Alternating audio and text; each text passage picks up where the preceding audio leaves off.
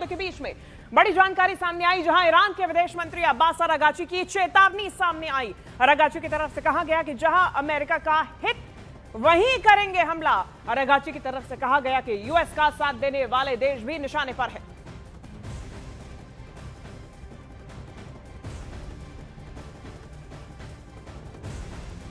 तो straight of Hormuz में फंसे कई देशों के जहाज अब भी बाहर नहीं निकल पाए हैं। ऐसे में ईरान के बंदर में ये अभी भी फंसे हुए हैं।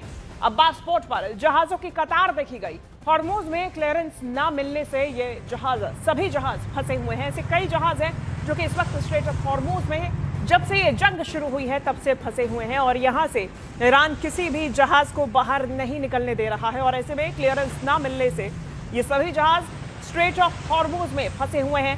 एक तरफ फारस की खाड़ी, एक तरफ ओमान की खाड़ी। कई ऐसे जहाज हैं जो ओमान की खाड़ी में फंसे हैं, तो कई ऐसे जो फारस की खाड़ी में अभी भी अपना इंजन बंद करके रुके हुए हैं। तो 27 दिनों के युद्ध के बाद भी ईरान झुकने को तैयार नहीं है, अमेरिकी मोहलत लेने को तैयार नहीं है। अब सवाल है कि ईरान की वो कौन सी ताकत है जो उसे झुकने को मजबूर नहीं कर पा रही। इस ताकत में एक नाम उस एच फैक्टर का भी लिया जाता है जो ईरान के लिए मर मिटने को तैयार रहते हैं।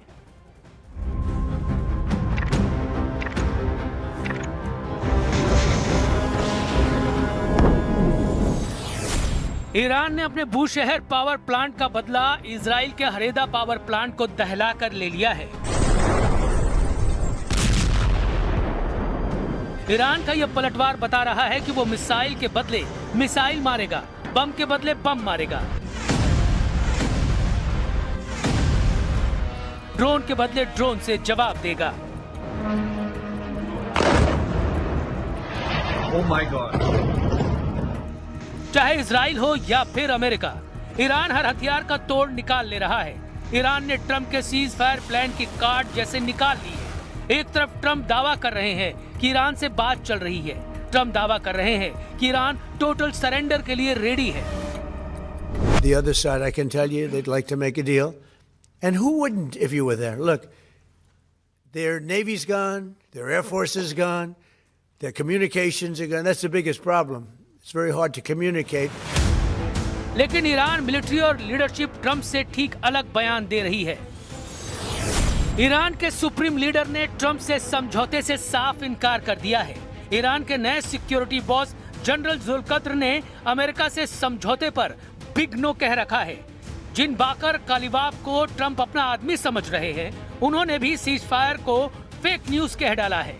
तब अमेरिका ने ईरान में किसे साथ रखा है? वो कौन है जो ट्रंप से डील करने के लिए रेडी है? कतर जैसे देशों ने तो इस पचड़े में फंसने से तौबा कर ली है। कतर के विदेश मंत्रालय का आधिकारिक बयान सुन लीजिए। कतर ने अमेरिका ईरान के बीच पिसने से खुद को कैसे अलग कर लिया है। Qatar is not involved in these talks.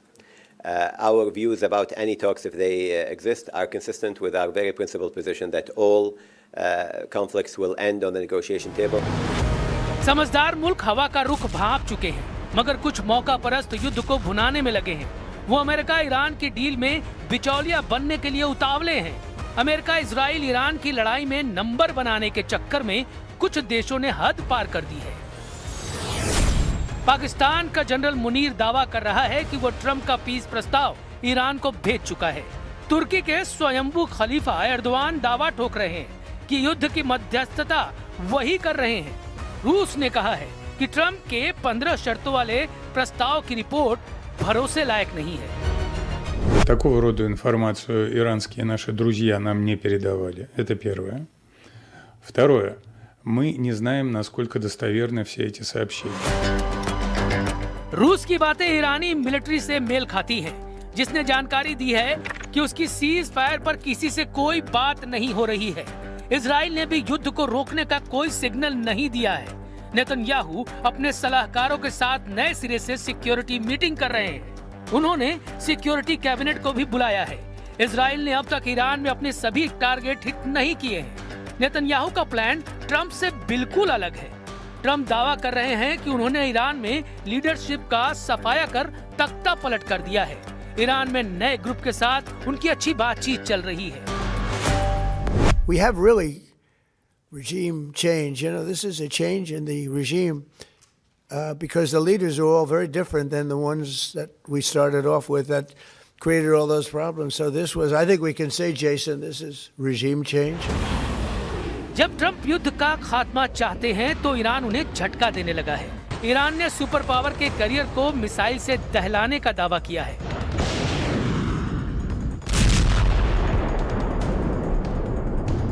Iran ने कोस्टल क्रूज मिसाइल से लिंकर करियर को निशाना बनाने का ऐलान किया है। ईरान के जखीरे में कोस्टल क्रूज मिसाइलों की भरमार है, जिसमें कुछ की रेंज 2500 किलोमीटर तक है। जूनियर खमनेई की कुछ कुख्यात कोस्टल क्रूज मिसाइलों की डिटेल जान लीजिए। ईरान रेवोल्यूशनरी गार्ड के navy Abu Mahdi coastal cruise missile से लैस है, जिसकी रेंज 2500 किलोमीटर तक है। ईरान नेवी के पास होवेजे क्रूज मिसाइल है, जो सतह से सतह पर सभी मौसम में हमला करती है। ईरान की सौमार लंबी दूरी की क्रूज मिसाइल है, जो जमीनी टारगेट को निशाना बनाती है। इसके साथ राद, नस्र 1 और कौसर ईरान की बदनाम कोस्टल क्रूज मिसाइलें हैं। समंदर से जमीन पर चलिए, ये इराक में ट्रंप का विक्ट्री कैंप है। ईरान समर्थक लड़ाकों ने सुपर पावर के विक्ट्री कैंप को धुआं कर रखा है। ड्रोन कैमरे से ली गई तस्वीरों में ट्रंप के मिलिट्री कैंप पर बम धमाके साफ देखे जा सकते हैं। बगदाद एयरपोर्ट के करीब यह हमला हुआ है, जहां अमेरिका का ग्रीन जोन है। मतलब इराक में ईरान समर्थक लड़ाकों ने सुपर पावर को घेर कर मारना शुरू कर दिया है। ईरान ने अमेरिका की तरह इजराइल पर भयानक हमले तेज कर दिए हैं। इस्लामिक रेवोल्यूशनरी गार्ड कॉर्प्स ने बताया कि सिर्फ 24 मार्च की रात को ही 220 मिसाइलें एक साथ इजराइल पर दागी गई। मतलब ये कि ईरान ने हर घंटे औसतन इजराइल पर 10 मिसाइलों की बौछार की है। वहीं इजराइल डिफेंस फोर्सेस के मुताबिक इजराइल के मल्टीलेयर एयर डिफेंस सिस्टम ने ईरान की 70% मिसाइलों को हवा में मार गिराया है।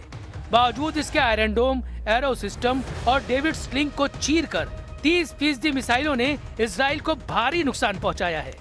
ईरान अब फत्ताह 2, सेज्जिल, इमाद और खुर्रम शहर 4 मिसाइलों का इस्तेमाल ज्यादा कर रहा है। इनमें कुछ मिसाइलों में क्लस्टर वॉरहेड लगे हुए हैं, जो भारी तबाही मचा रहे हैं। ईरान के घातक पलटवार शुरू करने के बाद ट्रंप को यूरोप के देशों ने इराक जैसी हार की वार्निंग देनी शुरू कर दी है। स्पेन के प्रधानमंत्री पेड्रो सांचेज ने ईरान वार के साइड इफेक्ट बताकर यूरोप को अलर्ट रहने को कहा है। Puede que este desastre de Irán pase pronto o puede que la pesadilla de Irak se repita, pero en esta ocasión multiplicado por n. युद्ध का खात्मा जल्द हो, इसकी उम्मीद सब लगा रहे हैं। ईरान ने भी सिग्नल दिए हैं कि उसकी शर्तों पर ट्रंप अगर राजी हैं तो युद्ध रुक सकता है, लेकिन ये शर्तें ट्रंप को हजम होंगी, इसकी गारंटी नहीं। ईरान चाहता है कि फारस की खाड़ी और पश्चिमी एशिया में सभी अमेरिकी सैन्य ठिकानों को बंद कर अमेरिका वापस लौट जाए। ईरान ने मांग रखी है कि होर्मुज स्ट्रेट से गुजरने वाले सभी कारोबारी जहाजों से टोल टैक्स वसूलने का अधिकार सिर्फ उसके पास रहे। ईरान को युद्ध के दौरान अमेरिका और इजराइल के हमलों से हुए पाई के नुकसान की भरपाई चाहिए। ईरान की ट्रंप से डिमांड है कि उसके ऊपर लगाए गए सभी प्रतिबंध हटाए जाएं। यही नहीं, भविष्य में ईरान के खिलाफ कोई भी युद्ध थोपा नहीं जाए, इसका पुख्ता इंतजाम करना होगा। ईरान ने कहा है कि वो बगैर किसी बातचीत के अपनी बैलिस्टिक मिसाइलों का प्रोडक्शन जारी रखेगा। ईरान ने लेबनान में हिजबुल्लाह के खिलाफ होने वाले इजरायली हमलों को रोकने की भी डिमांड रखी है। सुपर पावर के लिए शर्तों वाली ये हड्डियां हजम करना करीब नामुमकिन है। वहीं ईरान साफ कर चुका है कि वो खाड़ी से इस बार अमेरिका को खदेड़ने के बाद ही रुकेगा। نه خبری از سرمایه‌گذاری‌هایتان در منطقه خواهد بود و نه قیمت سابق انرژی و نفت را خواهید دید تا وقتی که بفهمید. ईरान ने इजराइल के परमाणु सिटी डिमोना पर हमला कर खौफनाक इरादों का एहसास कराया है, लेकिन इजराइल ईरान की कसर लेबनान में तबाही मचाकर निकाल रहा है। इजराइल लेबनान के 10% जमीन पर कब्जा कर गाजा जैसी बढ़त बढ़ाना चाह रहा है। लेबनान में ये कामयाबी नेतन्याहू के ग्रेटर इजराइल की तरफ पहला बड़ा पड़ाव साबित हो सकता है, लेकिन इजराइल भी जंग को जल्द खत्म करने के मूड में नहीं। तो देखिए, पश्चिमी एशिया में जारी जंग के बीच में अमेरिका ने हथियार को लेकर 3 बड़े करार किए। अब ऐसे में ईरान युद्ध के वजह से ट्रंप ने हथियारों का प्रोडक्शन 4 गुना बढ़ाने का आदेश दिया, जिसके बाद ये कयास लगाए जाने लगे कि अमेरिका क्या अब मिसाइल और रॉकेट यहां पे इनकी कमी होने लगी है? क्या अमेरिका में ये घटने लगे हैं? यूक्रेन को हथियारों की सप्लाई और ईरान से लड़ते हुए अमेरिका को हथियार घटने की चिंता अब सता रही है। अमेरिकी युद्ध मंत्रालय ने घोषणा की कि उन्होंने 4 कंपनीज के साथ 3 समझौतों पर हस्ताक्षर किए ताकि हथियारों के उत्पादन में बढ़ोतरी और प्रक्रिया में तेजी आ सके। पेंटागन ने डिफेंस कंपनीज के साथ मिलकर हथियार उत्पादन बढ़ाने का यह फैसला लिया और समझौते के मुताबिक जो समझौता सामने आया है उसमें ईरान युद्ध के बीच में ट्रंप की तेजी से घटते हथियार स्टॉक भरने की कोशिश, ये जो समझौता किया गया, जो करार किया गया, उसमें ये सामने आई है। अमेरिकी डिफेंस कंपनीज के साथ में हथियार उत्पादन बढ़ाने का फैसला लिया गया। इसके अलावा लॉकहीड मार्टिन, BAE सिस्टम्स और हनीवेल के साथ में अहम समझौते किए गए हैं। ये वो कंपनीज है। इसमें थर्ड सिस्टम के सीकर प्रोडक्शन को 4 गुना बढ़ाया जाएगा।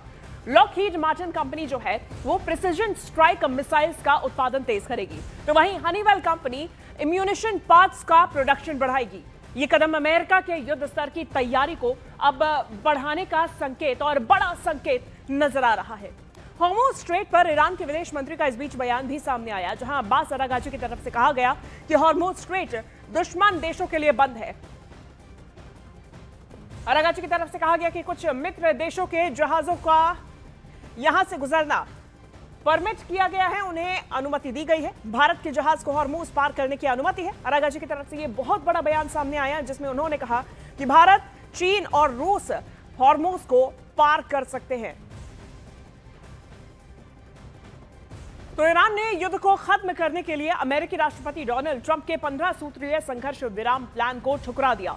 इसने अपनी 5 मांगों की एक नई सूची भी जारी कर दी, जिसमें हॉर्मुज़ स्ट्रेट को पर पूरी तरीके से ईरान के अधिकार को मान्यता देने की मांग भी शामिल है। इसके अलावा ईरान के सरकारी मीडिया प्रेस टीवी ने अधिकारियों के हवाले से यह बताया कि ईरान ने अमेरिका और इजराइल की तरफ से शुरू किए गए युद्ध के लिए मुआवजा, हमलों को पूरी तरीके से रोकने और क्षेत्र में रेजिस्टेंस समूहों पर हमले बंद करने जैसी शर्तें रखी हैं। अब इसमें ईरान ने साफ और तल्ख लहजे में कहा कि ट्रंप ये तय नहीं कर सकते कि युद्ध कब और किन शर्तों पर खत्म होगा। ईरान युद्ध को अपनी मर्जी से और अपनी शर्तों पर ही खत्म करेगा। वैसा इसलिए क्योंकि अमेरिका के अखबार द वॉल स्ट्रीट जर्नल में छपी एक रिपोर्ट के मुताबिक ईरान ने अमेरिका के उन सैन्य ठिकानों को हटाने की शर्त रख दी जो कि उसके आसपास है, यानी कि खाड़ी देशों में मौजूद मिलिट्री बेसिस को हटाने की शर्त ईरान ने अमेरिका के ये सामने रखी है। इसके अलावा ईरान ने युद्ध से हुए नुकसान की भरपाई की भी मांग कर दी। भविष्य में अमेरिका या इजराइल उस पर हमले नहीं करेंगे, ये भी गारंटी मांगी गई है। ईरान ने यह भी मांग कर दी कि अमेरिका ने उस पर जो भी प्रतिबंध लगाए हुए हैं आर्थिक तौर पे वो सब तुरंत हटा लिए जाए। द वॉल स्ट्रीट जर्नल के मुताबिक ईरान ने अमेरिका के सामने खाड़ी देशों में मौजूद उसके सैन्य अड्डों को हटाने की शर्त भी रखी।